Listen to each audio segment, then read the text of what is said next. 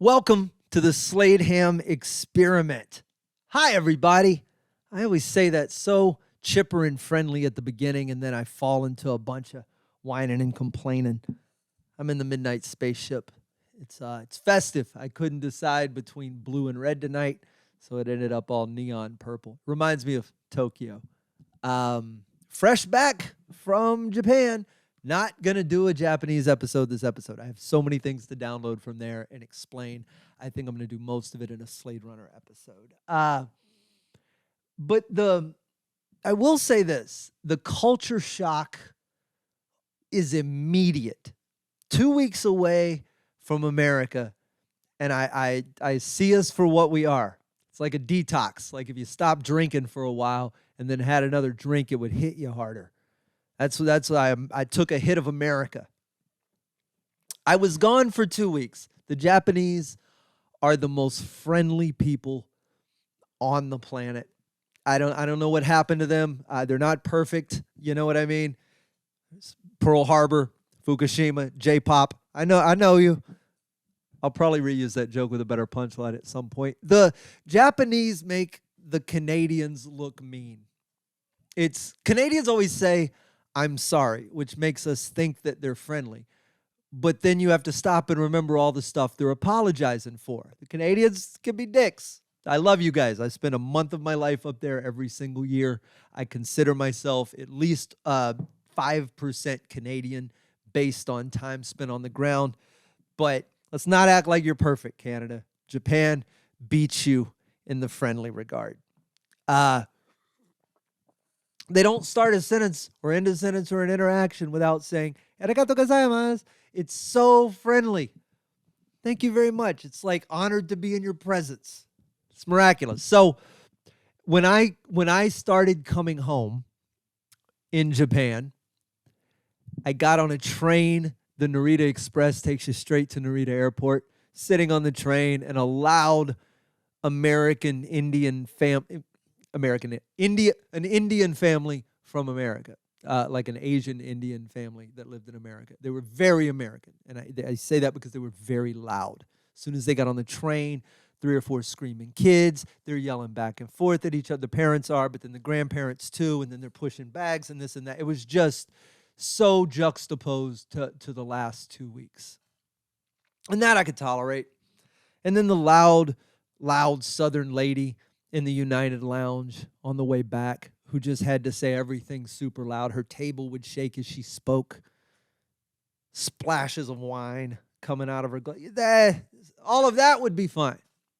Except I touched down in Houston, Texas, my home that I proudly speak of many, many times when I'm around the world. I defend you, Houston.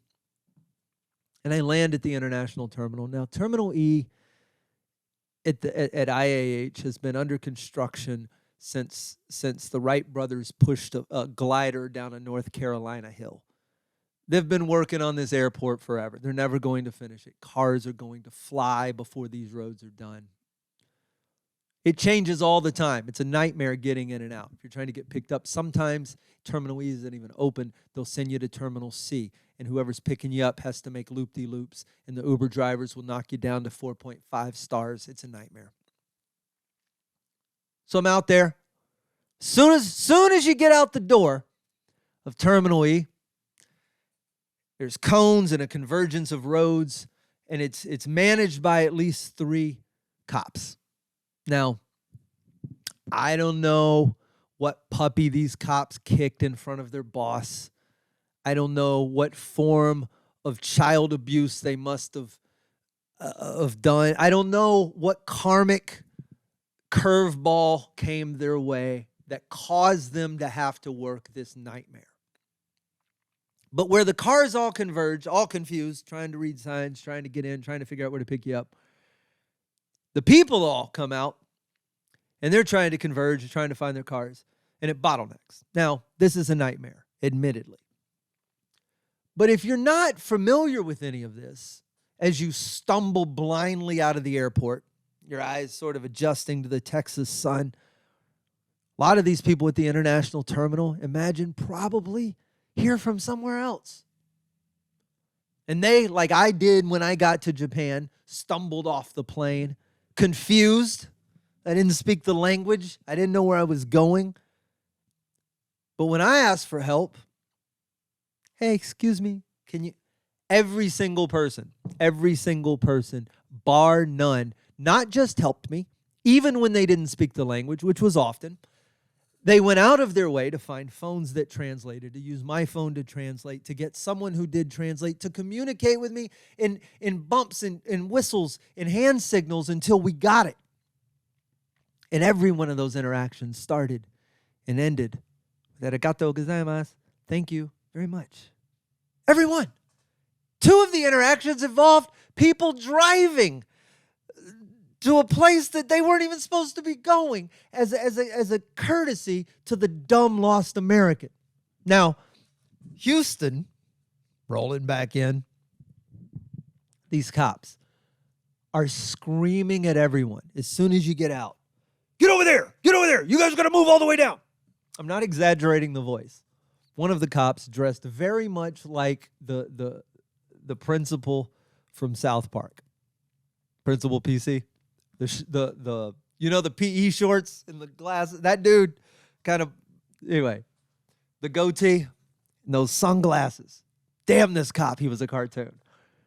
Now he's yelling at everybody and he's prancing and he's doing that thing. Like you can kind of see his pants. They're those little boy shorts. They're a little tight. Like the Reno 911 shorts, but he's got to wear them. It's so hot.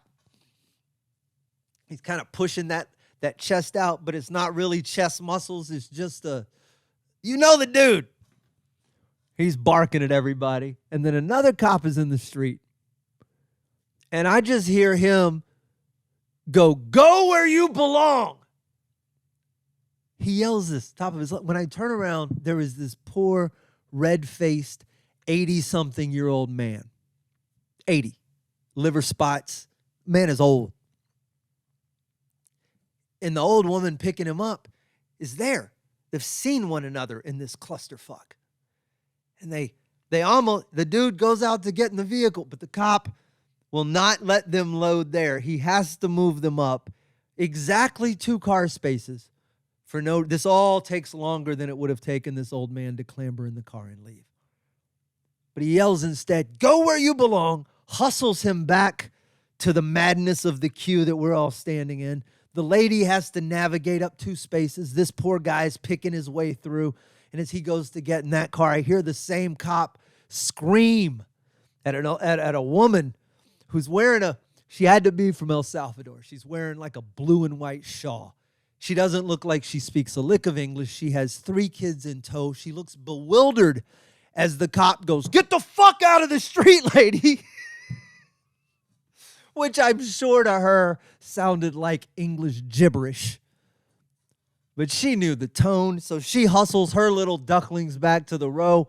Another lost, confused driver passes them by. It's a nightmare. What do you do? In any other airport in the world, and I say this from experience, I've wandered out of the airport in numerous places, and without fail, you can navigate your way to safety. There's grifters, right? There's people, there's hustlers, sure. My friend, you can read people's faces. Grifters are easy to get around, but cops, come on, guys. We got to represent our city better. That's devilish. Speaking of the city, let me get all this. Let me just get all this off my chest. We all know I did an episode about the nightmare of getting this ticket and trying to get it handled and what I had to go through, etc., etc. So I get a phone call. As soon as I get back in America, my phone rings. Number I don't recognize. Hello? Mr. Ham, yeah. What's going on? You have a warrant for your arrest, we think, because you failed to appear. And I said, well, dude, whoever you are that just randomly called my phone, I still don't know who it was, despite asking. He gives me his name. I go, well, I have dismissals on all this. I mean, I got them. They're here. So I talked to a judge. He told me everything was okay. I went and talked to a lady behind the counter. I gave her money. She said everything was okay. They let me leave. They let me bounce. Told me everything was good. I got papers that say dismissed. So strange dude calling me, telling me that I owe $300-something or whatever. Not too sure about you, because I get other letters from places like GC Services Limited Partnership. The shit is that? Telling me I owe money for the same thing. This just came. We're writing to let you know that your ticket fine with a balance of $300 what has been referred to us. So do I have a ticket? Has it been referred to them? If it's been referred to them, why are you calling me and trying to shake me down for money? Want me to just send it to your PayPal or your Venmo or your Zelle like they get you when they tow your car and hustle you out of that shit? How many lawyers have you sold my information to that are all sending me and calling me and I'm supposed to weed through that nonsense and figure out which one of those calls is real? I paid for this shit. I handled this shit. Failure to appear. Does anyone remember that? I went down, I paid for court costs, I paid for parking, I paid for defensive driving, I paid for a copy of my driving record, then I paid for my registration, not once, but twice, went back and paid for more parking, plus I took an entire day off, and I appeared. I don't know what else to do. That's me showing up. Maybe you guys should show up, city. I try to be a grown-up about this. I try to sort through all of this nonsense because I'm dealing with all of this. Everything I just rattled off, I'm dealing with in the first place because I think I was going 9 miles and over in a speed trap on a ramp that appears by all human conditions to be an on-ramp to a freeway.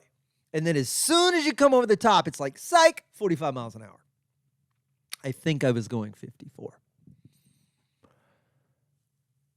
So all I said was, hey, if you're not full of shit, dude on the phone, I'm going to need you to mail me something official. That's it. Something that I just need a little something more than a slightly angry Latino dude on the phone telling me I owe somebody money.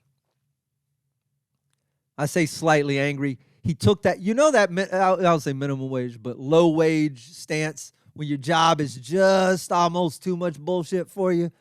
He started a sentence with, respectfully, sir. And you know when someone starts a sentence with respectfully, sir, they're about to say something so not respectful. Respectfully, sir, I don't even have to be calling. Okay, why are you calling me that?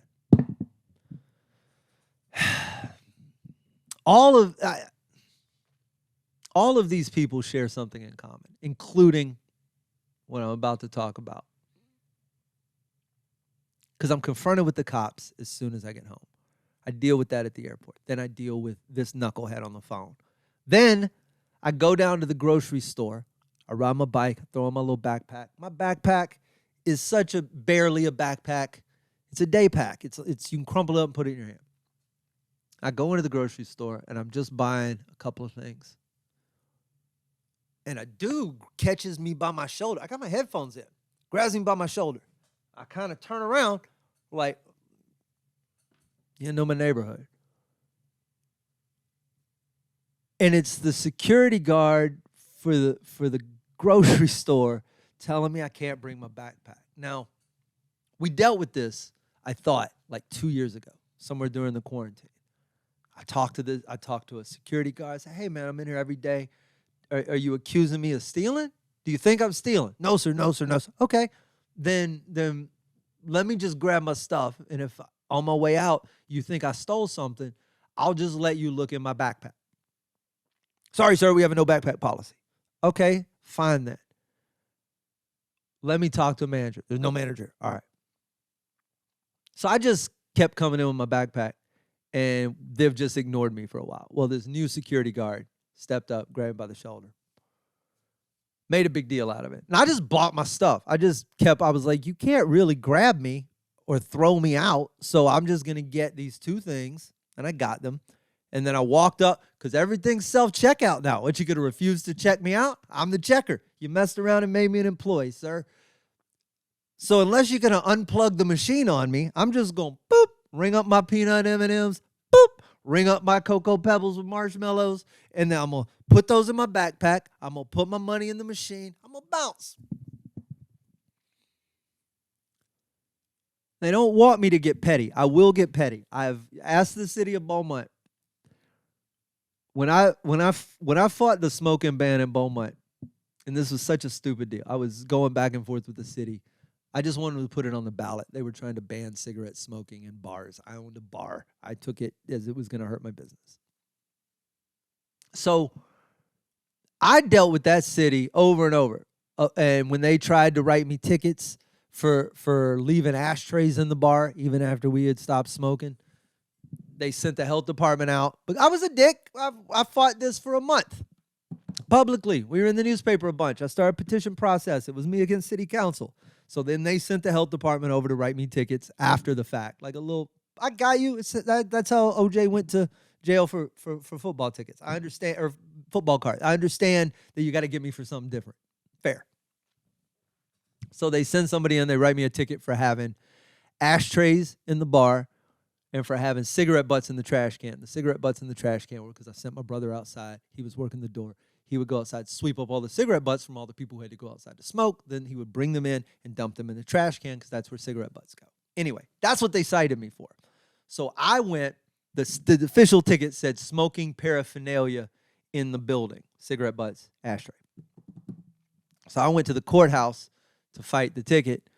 And in the courthouse, I noticed this, so I called all my reporter friends, and they showed back up to the courthouse. And then I said, I'm here to fight this ticket because I had smoking paraphernalia in my club, and I will happily pay this ticket as soon as the courthouse removes the smoking paraphernalia from their courtrooms. And in the lobby were the old chairs that used to be in the waiting area.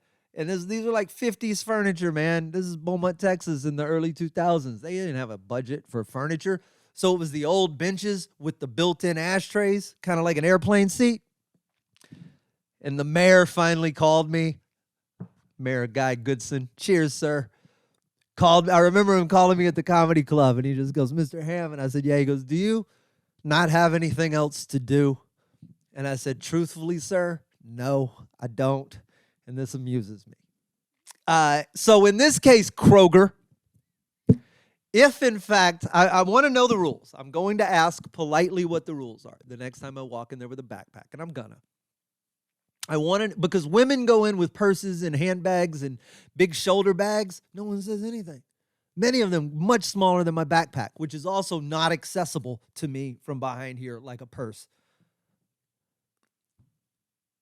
So would you rather I hide the backpack? Because I'll just shove it down my pants and I'll just walk around until I'm done buying stuff and then pull it out of my pants, right? If I don't care, I will carry it like a purse. I dare you to tell me a man can't carry a purse in your stupid store. I will make clothes that are a backpack. Just a big backpack with armholes. You gonna tell me to take my clothes off before I come in the garage? You do not know the level of petty I am willing to be just to be able to buy groceries without being bothered. God, that's what it comes down to. And every single person that's guilty of these things, the cops, the backpack dude, all of them, it's all because it's the only place, these little tiny kingdoms, they're the places that these people feel like they have some control. And that's, I think, important. Because most of life, it's what I bitch about all the time. It's coming at you fast. It's coming at you constantly. The internet and life is just throwing images at you. And it's a sales pitch. We are a shopping mall. It is just buy this, be this. You're not this. You got to be this. And every single day we're dealing with it. You're logging onto Facebook and it's playing you. Every time you go to click something, the cursor jumps just a little bit. That can't be a coincidence. Everything's not that broken. Not every user interface. If I go on Roku and I try to click right twice to get to Disney Plus, it'll stutter step just for a moment. And I hit it that third time and suddenly I'm on the Roku channel. I know what you're doing. You go to click close ad, bloop, it jumps a little bit. Tells you the ad's going to end in 2 seconds, but then it ends and another one starts, and now you got to wait for that, and it's just pulling you just a little bit more, and every cursor jumps, and Waze is yelling at you, and now it's giving you candy for every mile you drove, and Duolingo is tracking your process, and Wordle's keeping your stats alive, and we didn't consent to any of this. Just want to play a stupid word game, but now I got a thing I got to pay attention to, and we only engage in it because everybody else is engaged in it. But next thing you know, you're scrolling, and you're scrolling, and you're scrolling, and you can't fucking stop because they're selling you Scottish lordships and vegan jewelry and all the righteous indignation you can fit in your cart. They give you free frames so you can take a stance, pick a side, and if you don't, we're going to shame the shit out of you. Half the people are going to hate you no matter what you do, so you might as well pick the half that you like the most, get on a team, and then you're scrolling again, and some celebrity you didn't even know was alive is suddenly dead, and now you're a little bit sad because you're thinking on stuff that you didn't even know you thought about. So you try to find something happy on Reddit or YouTube, but that's the same machine just churning out conflict and tricking you into watching it. And that would be fine because all story is just conflict in its own little way. A thing is here and then change happens and then it's something else. And we know that's how stories work. And if you were just reporting the news, that would be enough. Here's what happened, but you're not. Everyone's a reporter now. We're all journalists. We all think what we say matters. The irony of that, not lost on me. But now that we're all doing that, and the regular news is competing with 50,000 other networks, you have to sensationalize it. You have to make the story bigger, louder, more contentious. What's going to get the most attention? Well, obviously the thing with the bigger headline. And most people are just reading the headlines, and now they're forming opinions about those. And you got a machine that's just designed to do nothing but that, to optimize, to grab your eyeballs. And your eyes don't have a snowball's chance in fucking southern Florida of getting around that. They're just jerked like a tractor beam at what you're helpless. So you think of these few places in your life where you have agency. You don't realize that you're that out of control. You don't realize that you have to put your foot on the metal and jerk your head out of the gears. You don't realize any of that. You just look at the couple of things in your life you have control over. It's probably why your children are abused. But in these instances, it's someone you can yell at and be right. This dude doesn't care about my backpack. He can't. What I put on my back can't be of any consequence to this dude's life any more than the Guatemalan lady with the stroller. Salvadorian. I apologize, Central America. It's tough out there for a pimp. I'm going to figure out my backpack. I'm going to figure out how to get a hold of this court thing again for the 30th time. But before I do that, I got to figure out how to get a bunch of comics to Africa for a couple of weeks and how to fund my comedy special that I'm going to try, for the love of God, to finally make this year. Kickstarter coming soon.